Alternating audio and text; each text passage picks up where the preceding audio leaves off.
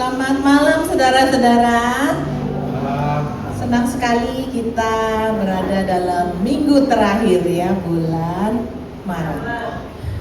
Hari ini kita di-remind di dalam lagu ini bahwa hidup kita tidak hanya di bumi saja. Setelah kita selesai di bumi, ada sesuatu yang indah ya menunggu kita ya.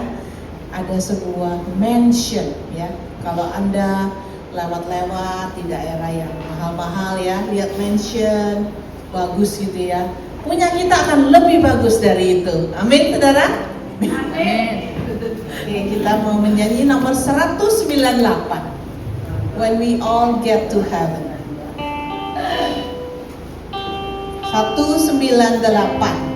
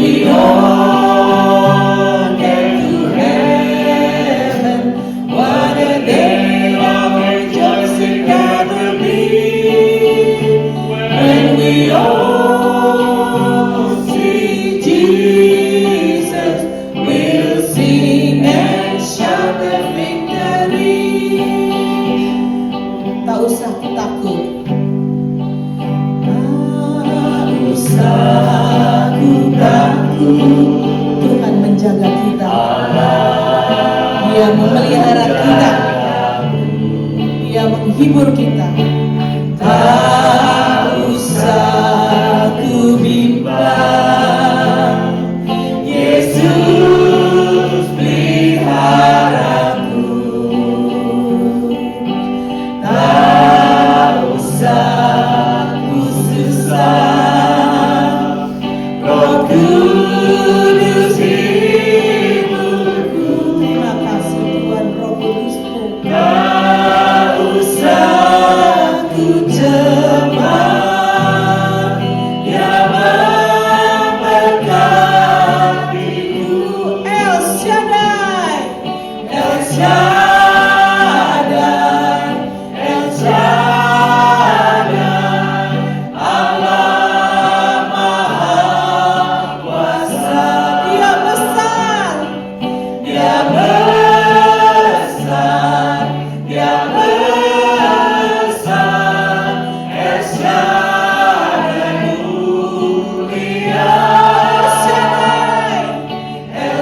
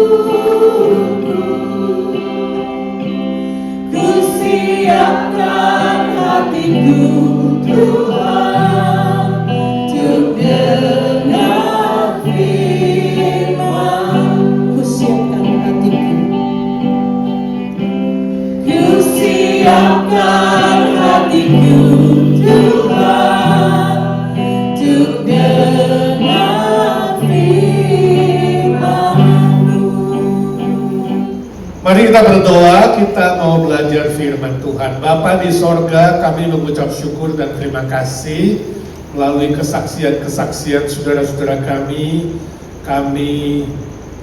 lebih dimantapkan dalam mengikut Tuhan, lebih beriman bahwa janji-janji-Mu selalu ya dan amin. Bahwa berkat-berkat-Mu dan mujizat-Mu Tuhan melampaui pikiran dan doa kami. Kami bersyukur Tuhan, firman-Mu selalu menjadi makanan rohani bagi kami, senjata rohani bagi kami, juga menjadi pegangan kami dalam menjalani hidup yang berlika-liku, naik turun. Kami tidak tahu masa depan, satu hal yang kami tahu, Tuhan tidak pernah salah, Tuhan maha baik, dan Tuhan selalu menyertai kami dalam setiap detik-detik langkah kami di muka bumi ini. Kami belajar firman malam ini, siapkan pikiran hati kami. Dalam kelelahan kami bekerja, kami boleh berteduh sejenak. Tuhan, jadikan hati pikiran kami tanah yang subur untuk disirami firman-Mu. Pakai hamba-Mu yang lemah, terbatas, dan hina-hina ini, jadikan dia saluran berkat buat kami. Dalam nama Tuhan Yesus kami berdoa dan mengucap syukur. Amin. Puji Tuhan. Hari ini kita akan pikirkan sebuah tema, yaitu kenapa orang baik mengalami hal yang buruk. Kalau secara tradisional, secara mungkin ajaran nenek moyang, harusnya orang baik dapat balasan yang baik, betul nggak? Orang jahat dapat balasan yang jahat, kata pepatah Chinese. Orang baik dapat balasan baik, orang jahat dapat balasan jahat. Kalau balasannya belum kelihatan, hanya tinggal tunggu waktu saja. Jadi sabar-sabarlah, tetap jadi orang baik, kata pepatah kuno. Tetapi faktanya hari ini kita melihat orang baik mengalami hal yang buruk. Termasuk orang Kristen bisa mengalami hal-hal yang buruk, bahkan hal yang berat, seperti pikul salib begitu ya.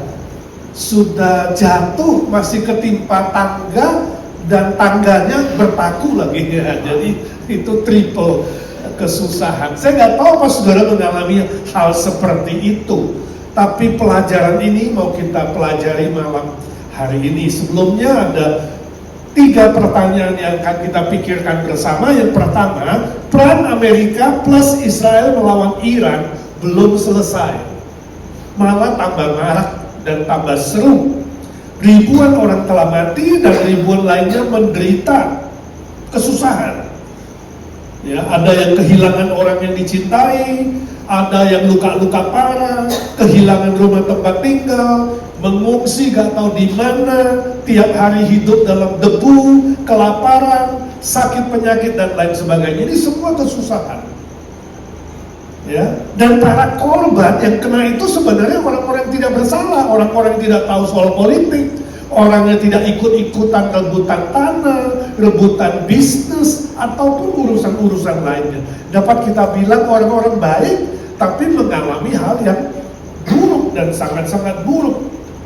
Kenapa mereka harus alami penderitaan yang buruk ini? Kalau saudara ada di situ, kalau saudara punya famili ada di situ, bagaimana sih perasaannya? Atau dapatkah saudara hari ini cerita 1 atau 2 orang yang saudara kenal menghadapi hal yang sama? Dia hidupnya baik-baik, dia tidak pernah bersalah, dia suka membantu orang lain, ya. Gak pernah mencuri, gak pernah curang, tapi mengalami hal yang buruk. Apakah pernah saudara alami atau orang-orang yang saudara kenal mengalami seperti itu? Bagaimana ya tanggapan saudara? Kenapa sih? Apakah ini menjadi sebuah pertanyaan yang terus menghantui saudara juga pada saat kita belajar seperti malam hari ini? Nomor 2, mengapa menurut saudara, kenapa Allah tidak segera menghapuskan penderitaan dan kesusahan yang ada di bumi ini, atau kejahatan-kejahatan yang ada di bumi ini? Apakah Allah tidak maha kasih? Atau sebaliknya Allah tidak maha kuasa? Nah ini pertanyaan yang sering menjadi pertanyaan kita, termasuk orang percaya. Kalau dia maha kuasa, kenapa gak melakukan sesuatu? Apakah maha kuasa? Kalau dia maha kasih, kenapa dia tidak segera menolong? Apakah dia sudah tidak sayang sama kita? Sudah tidak peduli dengan kita manusia di bumi ini? Seperti lagunya Ebit GAD, ya kan? Di tanahku terjadi bencana. Hah? Lagu itu tahu kan? Barangkali di sana ada jawabnya. Mengapa di tanahku terjadi bencana? Lalu dia bilang apa? Mungkin Tuhan mulai bosan. Benar Tuhan bosan? Tuhan udah bosan, Tuhan udah benci, Tuhan udah gak peduli melihat tingkah kita yang selalu salah dan bangga dengan dosa-dosa. Refleksi diri. Bagus juga sih refleksi diri, tapi waktu refleksi diri dia merasa Tuhan itu sebagai apa? Sebagai tanda kutip Allah yang seperti manusia, bosan, ya, sudah menolak, sudah tidak peduli. Nah ini dalam pelajaran teologi disebut deisme. Deisme adalah sebuah kepercayaan bahwa Allah hanya menciptakan, tapi tidak memelihara. Allah hanya bisa menciptakan alam semesta dan manusia dan membuat segala sesuatu berjalan di bumi ini. Seperti pembuat jam yang memutar pair jam itu, ya, pegas jam itu lalu dibiarkan jalan sendiri. Bumi dibiarkan jalan sendiri, orang jahat dibiarkan jalan sendiri, iblis dibiarkan jalan sendiri, semua dibiarkan jalan sendiri seperti jam itu. Makin lama, makin lambat, makin lama, makin lambat, lama-lama mati jam. Itulah bumi kita. Kita sedang menunggu ini, makin lama makin parah bumi kita, dan satu hari putus begitu saja. Allah kemana? Jalan-jalan, tidur, bosan, sudah cuek dengan kita. Ini namanya deisme. Allah hanya tahu menciptakan, tidak memelihara, dan sudah membuat kita.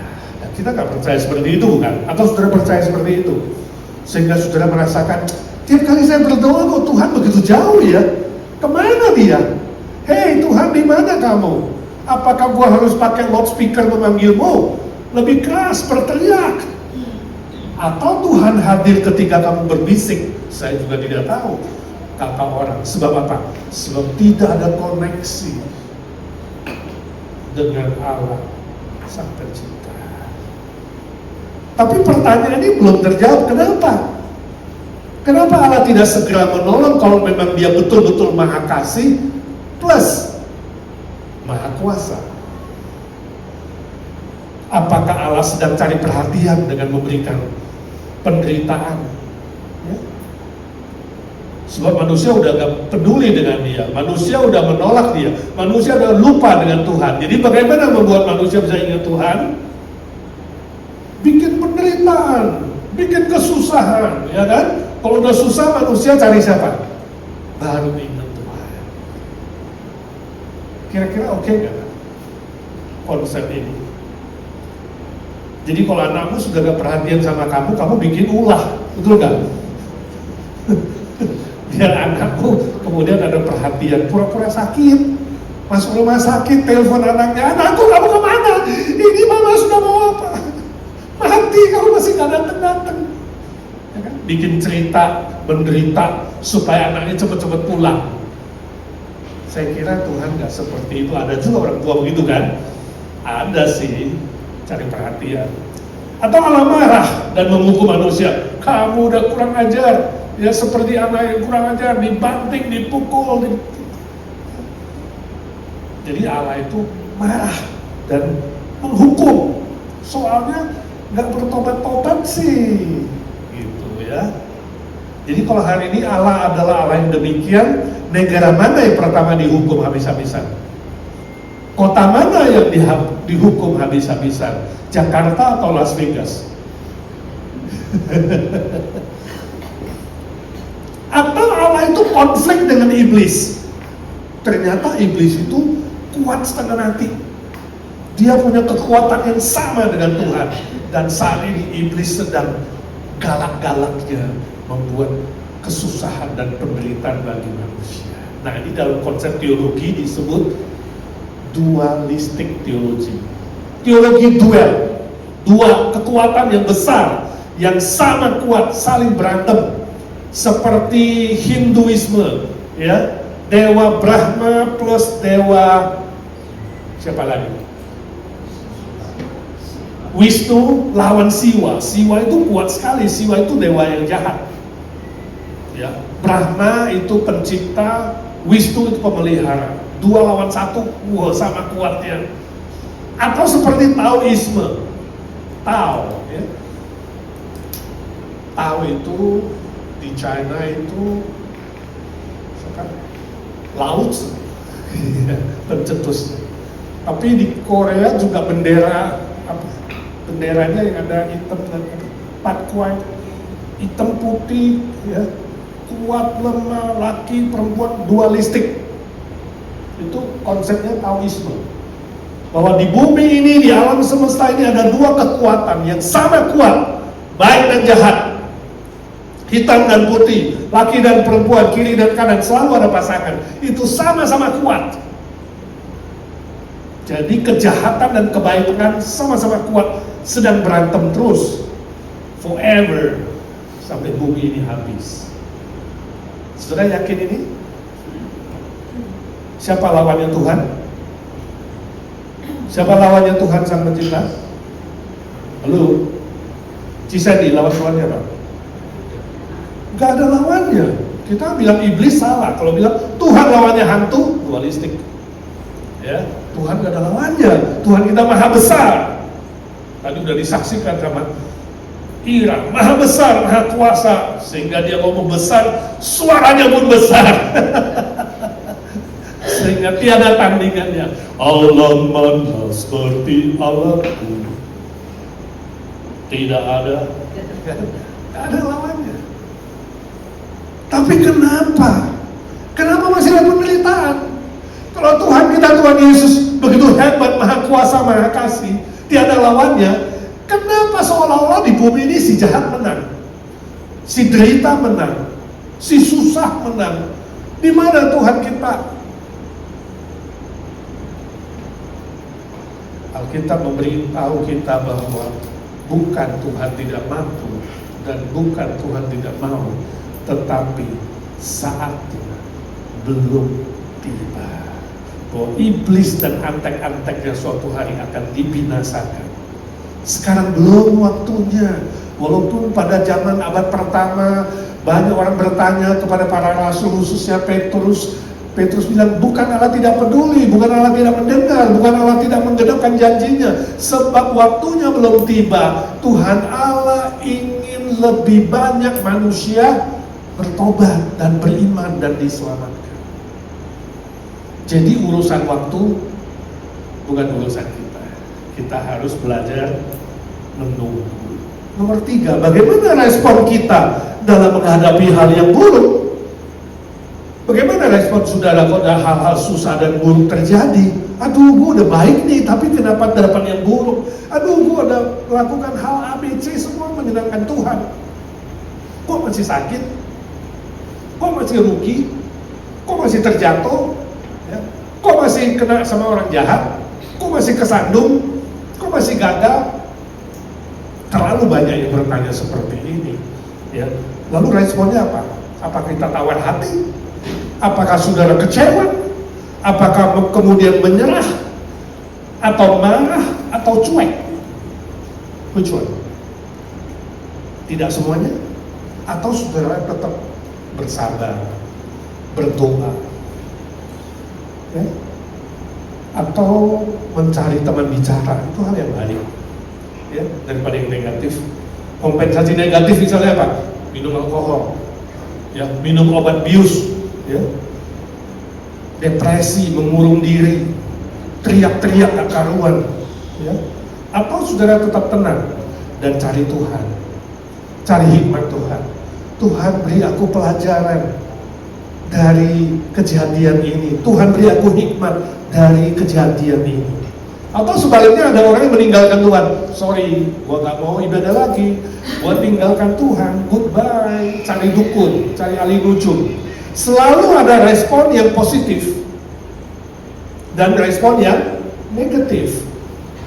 Nah, orang yang beriman, orang yang percaya, orang Kristen seharusnya bereaksi yang positif.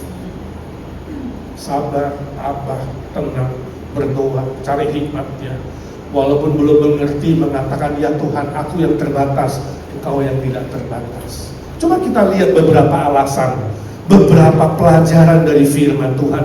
Kenapa orang baik mengalami hal yang buruk, sehingga saudara bisa menjawab orang lain. Kalau suatu hari ada yang bertanya, atau saudara sendiri ada pertanyaan, kenapa sih orang yang baik di bumi ini harus mengalami hal yang buruk? Yang yang pertama, kesalahan dari iblis dan manusia pertama. Ini alasan pertama. Kenapa orang baik alami hal yang buruk? Karena kesalahan dari iblis dan manusia pertama, Adam dan Hawa. Kejadian pasal 3 ayat 15 dan 17. Kita baca firman Tuhan. 1, 2, 3. Aku akan mengadakan permusuhan antara engkau dan perempuan ini, antara keturunanmu dan keturunannya. Keturunannya akan meremukkan kepalamu, dan engkau akan meremukkan tumitnya. 17. Lalu firman-Nya kepada manusia itu, karena engkau mendengarkan perkataan istrimu dan memakan dari buah pohon yang telah kuperintahkan kepadamu, jangan makan daripadanya, maka terkutuklah tanah karena engkau. Dengan bersusah payah engkau akan mencari rezekimu dari tanah seumur hidupmu. Itu kalau saudara punya waktu baca seluruh Kejadian pasal 3. Bagaimana Adam dan Hawa manusia pertama digoda, dicoba oleh si iblis. Itu sumber kejahatan. Iblis sumber kejahatan, sumber dosa, sumber kesusahan. Kemudian mengajak Adam dan Hawa. Hawa dulu, Hawa dan Adam. Tapi selalu bilang Adam dan Hawa. Kenapa? Sebab Adam yang pemimpin keluarga harus menanggung kesalahan istrinya. Ini hebatnya Adam ya. Padahal hari ini lebih banyak istri menanggung kesusahan suaminya. Sebenarnya sama saja, sebab keduanya telah menjadi satu. Jadi kesalahan dari iblis yang mencobai manusia Adam dan Hawa, dan kesalahan Hawa dan Adam yang menerima godaan itu, maka bumi terkutuk, tanah terkutuk, ada penderitaan, ada kesusahan, ada susah payah sampai hari terakhir di muka bumi ini seumur hidupmu. Seluruh keturunan Hawa, keturunan perempuan, yaitu kita-kita ini akan terus bermusuhan dengan iblis dan antek-antek.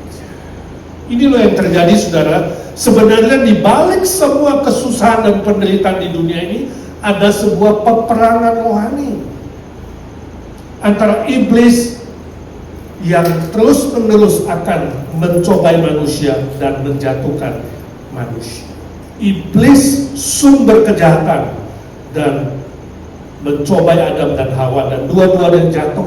Maka seluruh manusia secara global, seluruh manusia secara universal harus mengalami kesusahan, penderitaan, hal-hal buruk, dan ujungnya kematian. Nah, apa aplikasinya buat kita? Tuhan tidak pernah merancang penderitaan dan kesusahan. Tuhan tidak pernah merencanakan keburukan bagi manusia. Sebab itu semua kesalahan ada pada iblis dan manusia yang berdosa. Jangan saudara terjatuh dalam dosa, menyalahkan Tuhan atau memfitnah Tuhan. Ini penting sekali.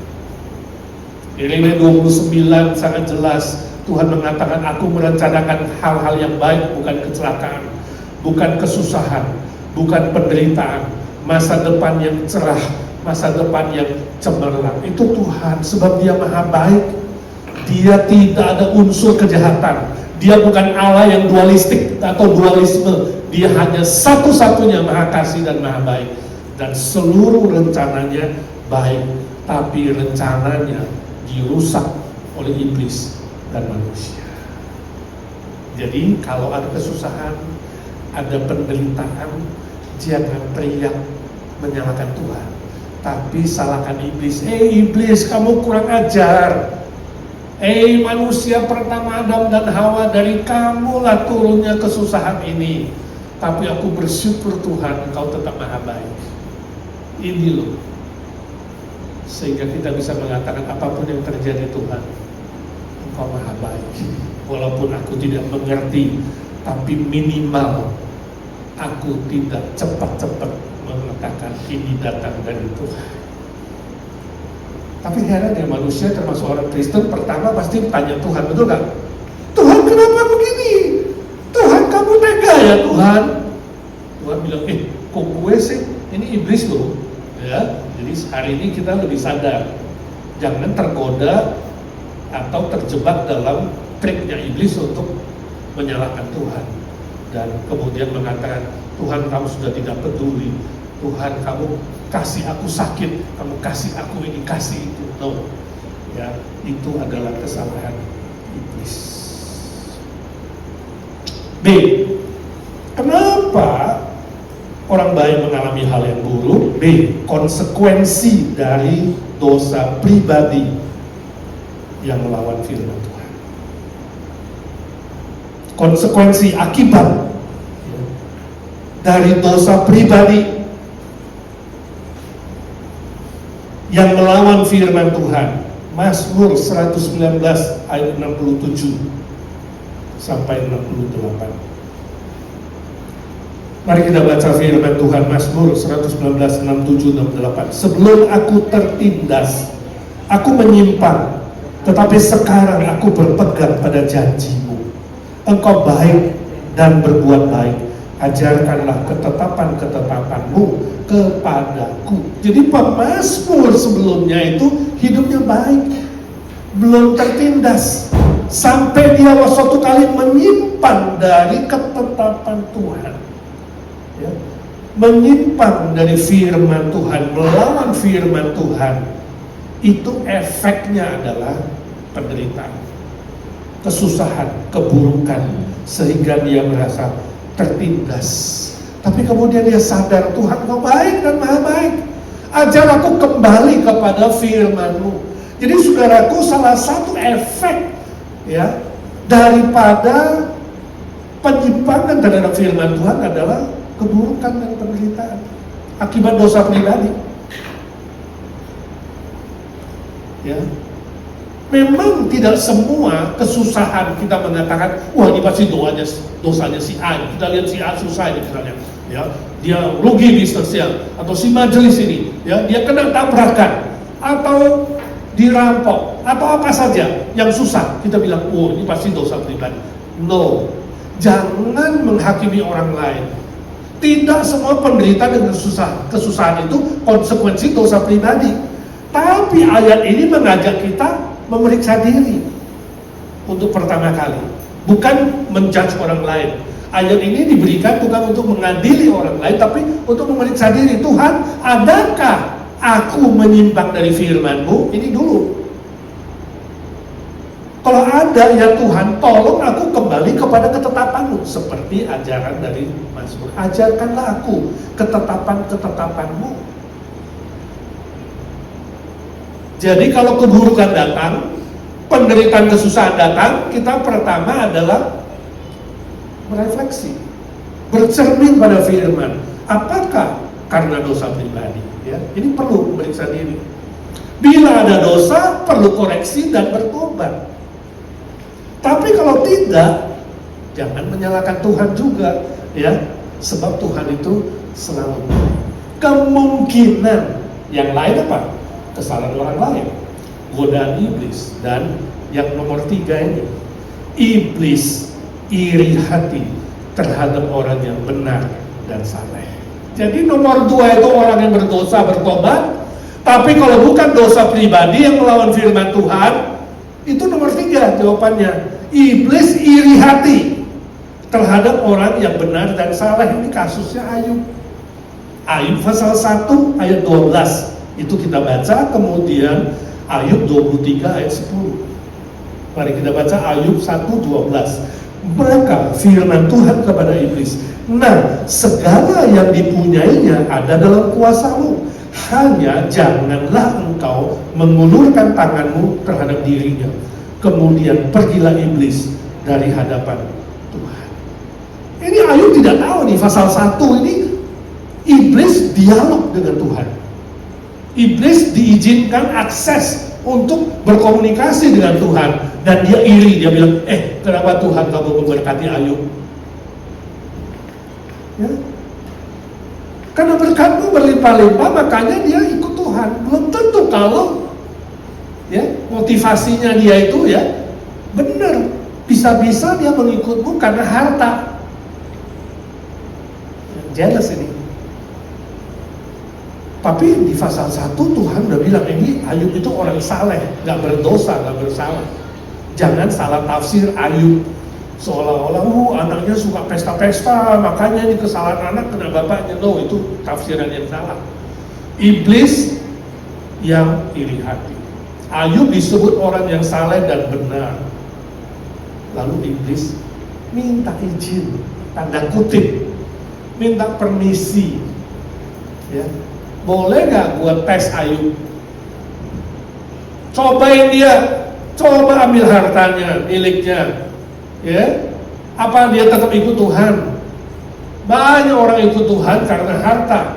Banyak orang ikut Tuhan karena sembuh. Banyak orang ikut Tuhan karena mau roti. Ya, itu Yohanes 6. Motivasi orang ikut Tuhan Yesus macam-macam. Ya, Yesus mengenyangkan 5.000 orang dengan 5 roti dan 2 ikan. Kemudian besok makin berbondong-bondong ikut dia. Yesus bilang, kamu ikut saya karena pengen makan. Ada yang ikut Yesus karena pengen sembuh. Ada yang ikut Yesus karena pengen ilmu pengetahuannya. Itu Yohanes 6, motifnya macam-macam. Lalu Yesus tanya murid-muridnya, kamu ikut saya karena apa? Ya, kalau gak benar silakan pergi. Yesus mah terus terang kalau dia ngajar. Lalu Petrus dan kawan-kawan bilang, Tuhan, padamu ada hidup yang kekal. Kepada siapa kami harus pergi? Jawabannya luar biasa. Hikmat diberikan kepada Petrus. Jadi banyak orang ikut Tuhan belum tentu karena motifnya apa? Ingin benar-benar mengenal Tuhan secara pribadi yang sudah mengampuni dan memberi jaminan hidup kekal. Ada motif materi, ada motif duniawi. Nah, si iblis menuduh Ayub seperti itu.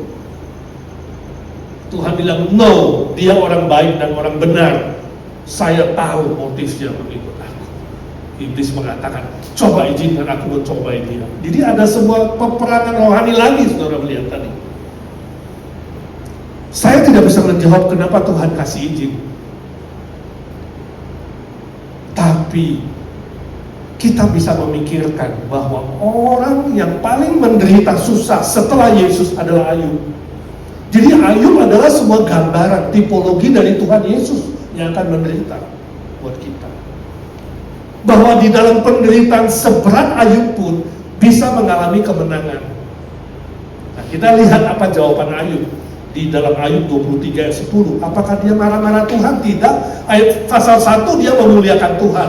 Ayub mengatakan, aku datang telanjang, aku kembali telanjang. Ya, terpujilah nama Tuhan. Kalau Tuhan pun mau mengambil semuanya, hartanya, anaknya, bahkan istrinya maki-maki dia. Ya, ini istri yang gak baik ini, jangan punya istri yang kayak begini. Ya, suami menderita, dia yang ngomel-ngomel, maki-maki suami. Ya, saudara yang belum punya istri, jangan cari istri model istri Ayub. 23, pasal 23 kemudian Ayub setelah dia pasal 1 memuji Tuhan, 23 dia memandangnya beda. Padahal Ayub tidak tahu loh ada peperangan iblis dengan Tuhan di pasal pertama. Setelah dia mati baru tahu, waktu dia hidup, waktu itu dia tidak tahu. Kita yang baca kisah dia kita tahu. Pasal 23 ayat 10 Ayub bilang apa? Karena dia Tuhan tahu jalan hidupku. Seandainya dia Tuhan menguji aku akan timbul seperti emas. dari iblis. Perhatikan ini, saudara. Dari iblis mau mencobai dengan tujuan jatuh. Tapi Tuhan mengubahnya sehingga Ayub melihatnya apa? Bukan cobaan, ujian. Beda nggak cobaan sama ujian? Beda. Cobaan itu menjatuhkan, ujian itu apa? Naik kelas. Cuma Melki yang nggak ujian nggak naik kelas, dapat naik kelas itu lain itu manusia spesial, dia punya koneksi, nggak ujian mau naik kelas. Tapi kalau ujian itu naik kelas, ujian tujuannya bukan menjatuhkan, tapi cobaan itu menjatuhkan, tujuannya beda, jahat. Kalau cobaan itu, kalau ujian itu baik, mau nggak saudara anakmu sekolah nggak usah ujian naik kelas terus? Nggak mau, pasti sekolah yang nggak baik. Kalau ada sekolah yang nggak usah ujian naik kelas, ya ini pasti sekolah nggak benar. Jadi ujian itu selalu baik. Nah, permisi tanya, waktu susah datang, saudara periksa diri. Kalau dosa bertobat, kalau nggak dosa berarti iri hati. Saudara responnya apa? Bersyukur, naik kelas, atau marah-marah? Ini penting. Sudah melihatnya sebagai cobaan atau ujian. Ini sama dalam bahasa Yunani, cobaan dan ujian bahasa Alkitab sama. Tapi seperti satu koin dua sisi, satu hitam satu putih. Satu menjatuhkan tapi satu itu menaikkan. Ini loh saudara, respon kita terhadap kesusahan itu menentukan kamu naik kelas apa kamu turun kelas. Kalau kesusahan itu kamu selalu melihat yang negatif, imanmu makin turun. Tapi kalau kamu melihatnya sebagai ujian, imanmu naik. Jadi point of view-nya ini apa? Mindset-nya, pikiran ini penting sekali. Ayub gak menyalahkan Tuhan, memuji Tuhan. Dan dia melihat ini ya, gue udah hidup saleh, hidup benar, kenapa terjadi? Orang baik kenapa buruk ya? Dia bukan marah-marah, dia malah melihat Tuhan, kamu memuji aku ini. Kalau Tuhan yang memegang ujian itu, Tuhan baik, pasti naik kelas. Aku akan jadi emas. Imannya murni. Tadi 90%, sekarang 99,99 jadi emas murni. Karena untuk emas murni itu harus dibakar. Bukan dielus-elus. Emas dielus-elus nggak naik kelas. Emas harus dibakar baru naik kelas. Nah ini saudara, jadi kalau tanya mengapa, banyak hal kita nggak tahu. Kenapa sih Tuhan izinkan si iblis itu seolah-olah berbuat jahat kepada Ayub?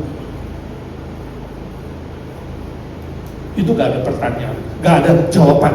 Ada pertanyaan, gak ada jawaban. Tapi kita bisa merefleksi, oh itu adalah simbol, tipologi Yesus Kristus yang menderita kemudian membawa kebaikan. Tapi sebuah teladan bagi kita bahwa apa? Bahwa Tuhan bisa mengubah cobaan jadi ujian, jadi baik. Ya. Jadi aplikasinya apa? Belajar menerima kedaulatan Tuhan. Kalau suatu hari saudara tidak bersalah, orang lain tidak bersalah. Jadi kalau keburukan itu bisa beberapa. Cek diri gak bersalah. Orang lain bersalah gak? You izinkan orang lain bersalah gak? Bisa loh. Kamu taruh uang di meja sembarangan, ya bisa hilang, orang paling. You buat orang lain bersalah. Ya? Udah tahu itu banyak maling atau copet, masih pakai kalung gede-gede, naik bis, naik apa, dicopet, ya salah sendiri. Kamu membuat, menciptakan pencobaan bagi orang lain. Orang lain berbuat jahat. Ya. Jadi bisa kesalahanmu, bisa kesalahan orang lain, bisa juga duri dalam daging, penderitaan yang nggak bisa terhindar. Seperti perang itu dulu. Perang ini sekarang, Amerika plus Israel menyerang Iran. Jadi dua-dua negara penduduknya kena. Karena tinggal di situ, tinggal di Israel, tinggal di Timur Tengah, tinggal di Iran. Jadi bisa kena kan? Bisa bom nyasar. Saudara kerja di rumah sakit berbuat baik, kena virus. Saudara waktu COVID itu banyak dokter dan nurse kena. Itu namanya penderitaan, kesusahan yang tak terhindarkan. Duri dalam daging. Nah itu levelnya udah agak tinggi. Sebab tak terhindarkan kamu berbuat baik. Yang paling tinggi seperti Ayub. Iblis iri hati paling tinggi. Ada lebih tinggi siapa? Simbolnya Kristus, kita melihat nomor 4.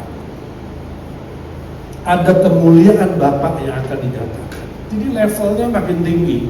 Kenapa orang baik mengalami hal yang buruk? Ada kemuliaan Bapa yang akan dinyatakan. Yohanes 9 ayat 1 sampai 3. Mari kita baca. Waktu Yesus sedang lewat, dia melihat seorang yang buta sejak lahirnya. Murid-muridnya bertanya kepadanya, Rabi, siapakah yang berbuat dosa, orang ini sendiri atau orang tuanya, sehingga dia dilahirkan buta? Saudara kan manusia kan begitu, selalu cari orang lain dulu kan. Ini kenapa ini orang baik-baik ikut menderita ini? Bukankah dia diaktivis, tiap minggu ke gereja, tiap minggu nyanyi, persembahan persepuluhan lebih malah udah 20%. Aktif, segala macam, karena masih menderita. Ini dia punya dosa atau orang tuanya? Nah, dikaitkan ke orang tuanya. Makanya sekarang ada beberapa pendeta yang juga sedikit-sedikit mengaitkan kepada yang nenek moyangnya. Ini kesalahan mana ini? Kenapa kamu dirampok? Kenapa kamu susah? Ini kesalahan bapakmu ini, kesalahan kakekmu. Coba periksa, 7 keturunan. Ini mirip-mirip orang yang gak punya Tuhan ini ya. Ayo, ngaku dosa 7 keturunan, bayar hutangmu. Mirip ahli nujum yang serakah. Ini modelnya ahli Taurat dan orang Farisi. Anak sudah dilahirkan buta, ini sudah menderita, masih tanya ini siapa yang dosa? Orang tuanya atau siapanya? Dirinya sendiri. Perhatikan jawab Yesus. Bukan dia dan bukan juga orang tuanya, tetapi karena pekerjaan-pekerjaan Allah harus dinyatakan di dalam. Ada kemuliaan Bapa mau dinyatakan. Ada pekerjaan Allah yang mulia yang akan ditunjukkan, yang akan dinyatakan.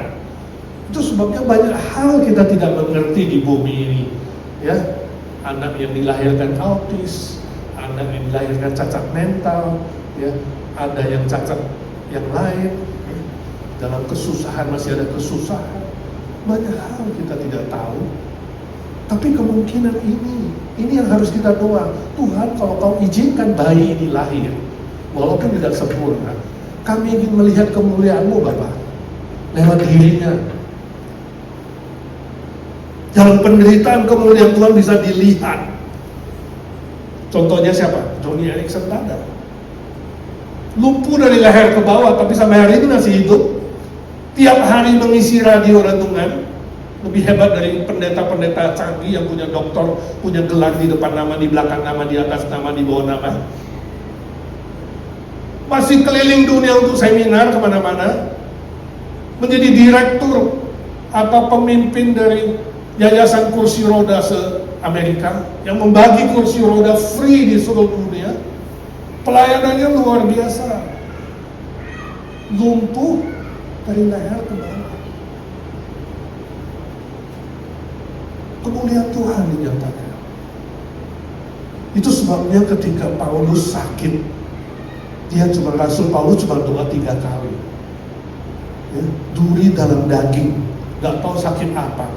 Yang pasti kita tahu pada masa tuanya dia tidak bisa membaca, dia harus lihat tulisan besar, makanya kemungkinan dia setengah buta. Ataukah dia mirip dengan Gus Dur sabu-sabu, satu buta.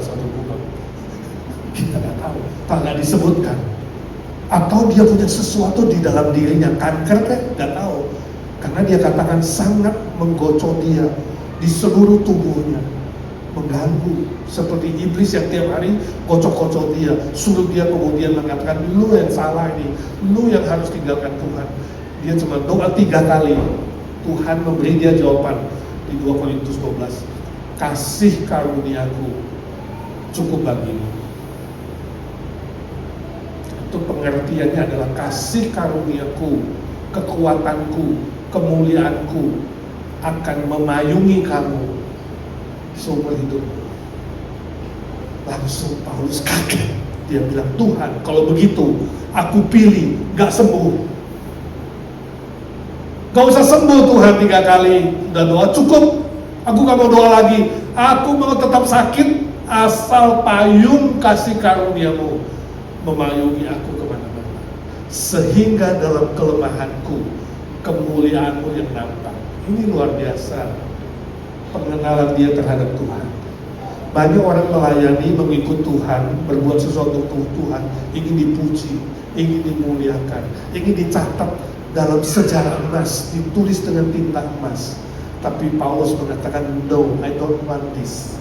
Aku mau tetap lemah, supaya Tuhan yang dipuji dan dimuliakan. Itu juga terjadi pada Erik Sentana waktu dia ke Israel, di dalam kolam Bethesda, semua orang tunggu supaya bisa celup di situ dan minta mujizat. Di pinggir kolam Bethesda itu, dia tidak minta kesembuhan. Pertama aku ke Israel, aku rindu sembuh. Semua pendukungku berdoa supaya aku dapat mujizat di kolam Bethesda. Tapi ketika di pinggir kolam itu, aku disadarkan, Tuhan, kedatanganku bukan untuk sembuh. Kehidupanku gak tahu berapa lama di bumi ini, aku mau kemuliaan-Mu nampak karena aku, karena kelemahanku, karena aku gak sembuh. Lalu dia balik, orang bilang, kenapa lu gak minta kesembuhan dan mujizat? Gak terjadi. Dia bilang tidak, karena dalam kelemahanku dan sakitku, kemuliaan Tuhan yang dipuji, bukan aku. Luar biasa. Setelah itu dia kena kanker payudara. Orang bilang, mana Tuhanmu? Kenapa udah menderita, lumpuh leher ke bawah, sekarang masih kena kanker payudara? Dia bilang, aku tidak menyalahkan Tuhan, tidak menyalahkan siapa-siapa. Aku justru mengucap syukur. Loh, kenapa? Sebab sekarang aku punya pelayanan yang baru, melayani mereka yang sakit kanker. Aku mengalami, jadi aku bisa melayani mereka lebih konkret. Luar biasa. Penyakit tidak mengalahkan dia, kelumpuhan tidak mengalahkan dia. Dia bilang, aku punya bidang pelayanan yang baru sekarang, melayani mereka yang kena kanker. Ini loh saudara, kemuliaan Tuhan dinyatakan. Kenapa orang baik mengalami hal yang buruk? Karena kemuliaan Tuhan akan makin besar dinyatakan. Dan minggu depan kita akan Jumat Agung, saudara, mengingat penderitaan Tuhan. Ketika melihat salib, itu kemuliaan Tuhan yang terbesar yang dinyatakan. Tuhan menyelamatkan kita bukan dengan magic power, bukan dengan mujizatnya. Sekali tiup, iblis mati semua dengan antek-antek. Bisa nggak?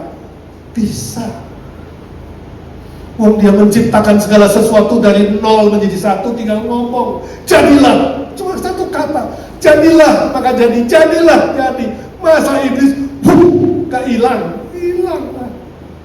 Tapi dia tidak lakukan. Yesus pilih mati di atas kayu salib. Penderitaan terbesar. Orang baik harus tersalibkan. Tidak heran ketika dia mati jam 12 sampai jam 3. Gelap, seluruh alam semesta seolah-olah ikut bersedih. Kepala pasukan Romawi yang tadinya ikut mengejek dan menghina Yesus, dia bilang, aku tahu sekarang dia orang yang benar, anak Allah yang hidup. Luar biasa.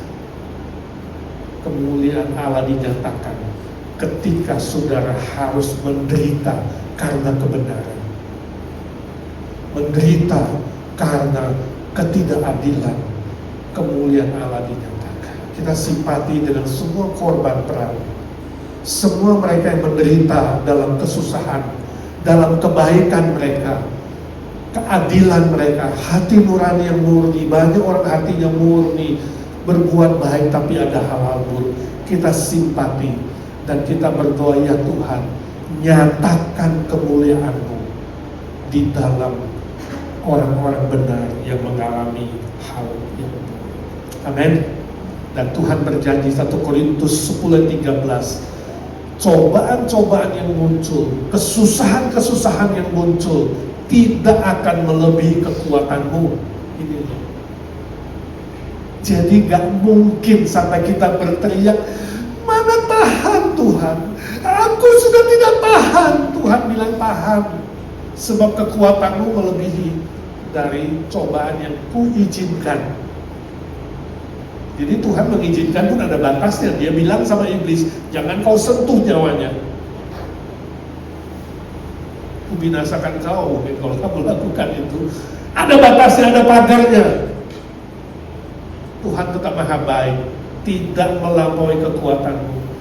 Dan pada saat itu, kalau sudah terjadi, Tuhan buka jalan jadi yang baik. Akhirnya Ayub dikembalikan berapa? 2 kali lipat. Semua 2 kali lipat. Hartanya, anaknya 2 kali lipat kecuali istrinya. 2 kali lipat. Kebaikan.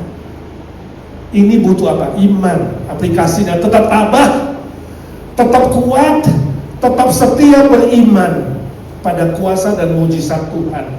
Saudara akan dapatkan kebaikan yang melampaui pikiranmu dan doa-doamu. Bisa 2 kali lipat, bisa 5 kali lipat, 100 kali lipat, terserah Tuhan mau berapa kali lipat. Kuncinya apa? Tabah, kuat, setia beriman pada janji Tuhan. Jangan sekalipun memfitnah Tuhan, menyalahkan Tuhan. Tetap hidup di dalam kebenaran, janji kebenaran Tuhan. Amin. Selalu baik dan dipulihkan secara sempurna dan ajaib. Mari kita berdoa. Ya Tuhan, banyak hal buruk, penderitaan, kesusahan, sakit penyakit di bumi ini yang kami tidak mengerti. Kenapa orang-orang baik, orang benar, bahkan orang percaya yang setia melayanimu pun harus mengalami. Kami tidak mengerti banyak hal Tuhan, tapi satu hal kami tahu, Tuhan tidak pernah berbuat salah.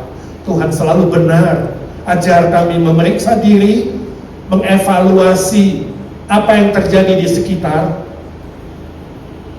dan sesuai firman Tuhan yang kami pelajari Tuhan, ajar kami tetap tabah, kuat, setia, berpegang pada janji firman-Mu, bahwa cobaan akan diubah jadi pujian, sehingga iman kami naik kelas dan lebih murni, bahwa kejahatan iblis dan manusia lainnya tidak menggoyahkan iman kami, tapi membuat kami lebih bertahan.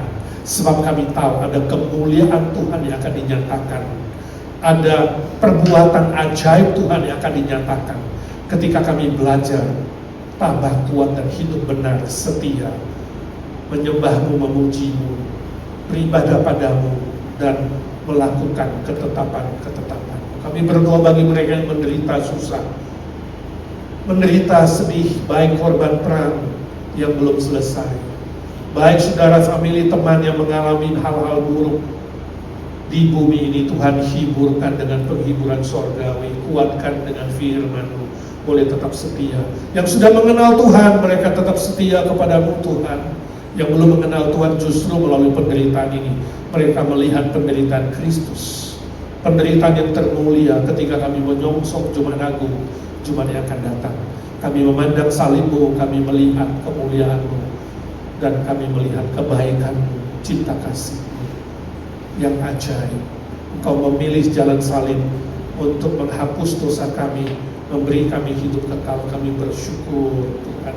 Ajar kami tidak takut kepada penderitaan dan kesusahan, tapi kami siap menantangnya, siap menghadapinya bersama dengan Tuhan, sehingga kemuliaan-Mu dinyatakan, kasih karunia-Mu memayungi hidup kami setiap hari, setiap detik, setiap peristiwa Tuhan, agar kami mengalami kemenangan demi kemenangan seperti Ayub yang dipulihkan 2 kali lipat dan setia bersaksi bagi-Mu, menjadi berkat bagi banyak orang.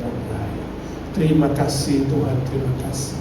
Saat ini kami mau berdoa syafaat untuk saudara-saudara kami yang mengalami kesusahan, penderitaan, sakit penyakit, khususnya mereka yang dalam pemulihan.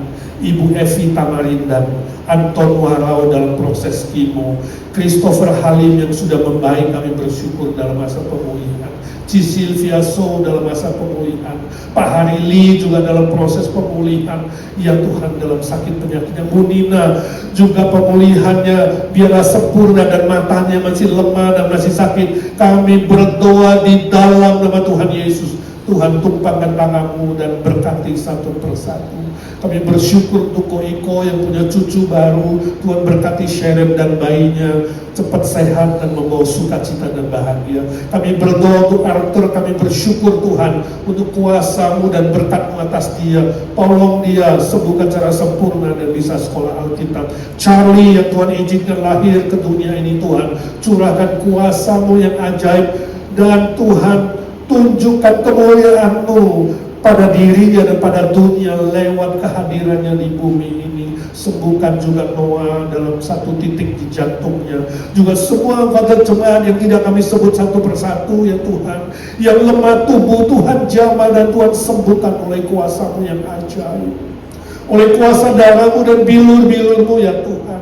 Kami doakan semua senior kami, Om Paul Wardana dan semua senior yang dilayani dalam Evergreen, beri sukacita, beri tetap sehat, beri kekuatan surgawi. Jadilah sahabat mereka yang mengalami sukacita damai sejahtera dari Tuhan di dalam segala kesusahan dan penderitaan di bumi.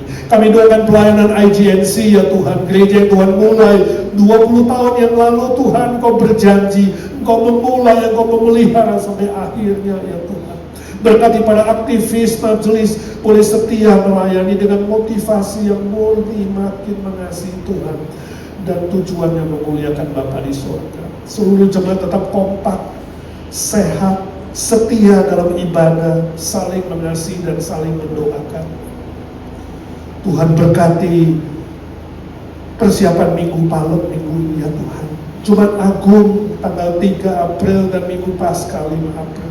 Seluruh program pelayanan membawa berkat bagi banyak orang lain dan menyatakan kemuliaan. Kami doakan program penginjilan persahabatan, program diakonia, program permuritan. Tuhan memberkati satu persatu sehingga jemaat kami boleh makin dewasa di dalam Tuhan dan berbuah bagi kerajaan-Mu. Berkati semua komisi, baik komisi wanita yang dipimpin Cisanti, komisi Evergreen dipimpin oleh Om Paul, pelayanan Sunday School, berkati semua guru-guru sekolah minggu ya Tuhan dengan hikmat dan cinta kasih. Juga youth remaja kami, guru remaja kami, Tuhan berkati. Guru Injil Gio dan G boleh melayani dengan setia. Terima kasih Tuhan, terima kasih. Banyak hal pergumulan anak-anak-Mu satu persatu Tuhan Kau menjawab sesuai dengan kasih setia-Mu.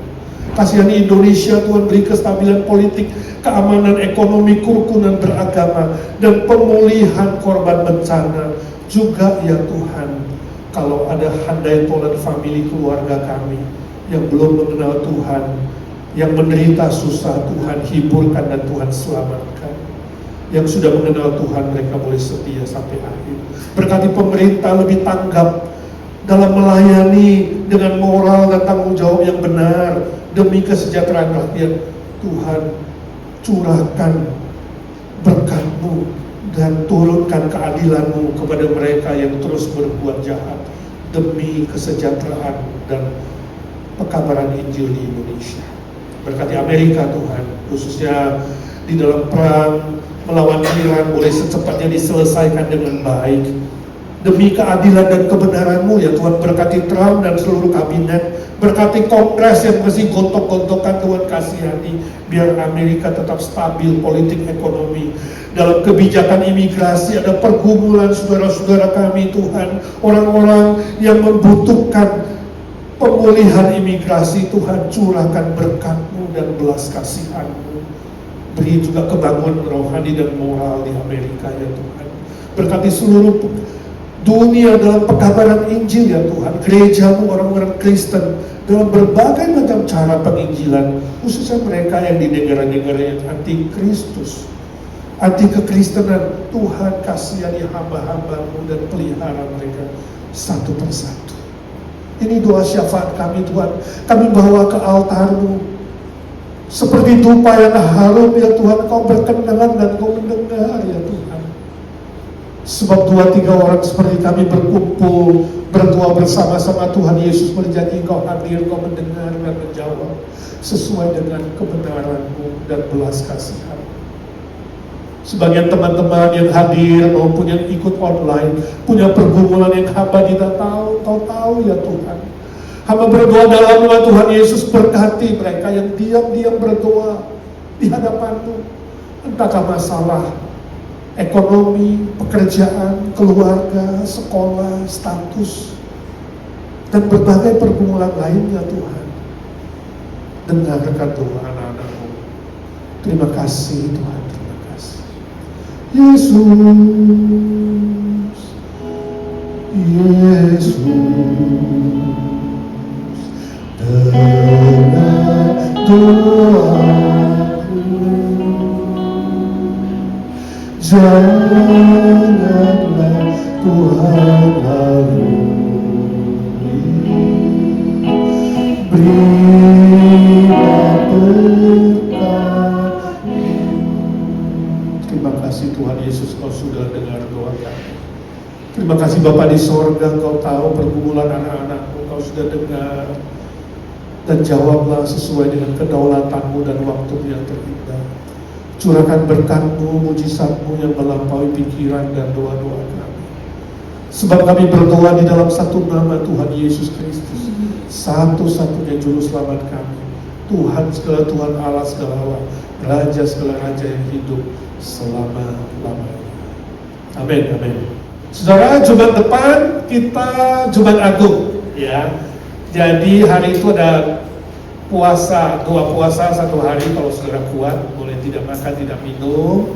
Tapi kalau nggak kuat, boleh tidak makan tapi minum. Dan ada pokok-pokok doa yang nanti akan dibagikan. Lalu kita buka puasa jam 7 Jumat depan, ya. Habis buka puasa, kemudian kita ada makan bersama, baru ibadah Jumat Agung. Ada perjamuan kudus, ada mengenang kematian Tuhan Yesus, ada acara yang spesial. Datang dan ajak teman dan keluarga. Minggu ini tetap ada ibadah, Minggu Palem. Ya, saudara datang, kalau Tuhan kasih kesempatan, kasih kesehatan, datang beribadah. Hari Minggu, Minggu Palem, kita mengingat Tuhan Yesus masuk ke Yerusalem sebagai Raja damai. Tuhan memberkati saudara.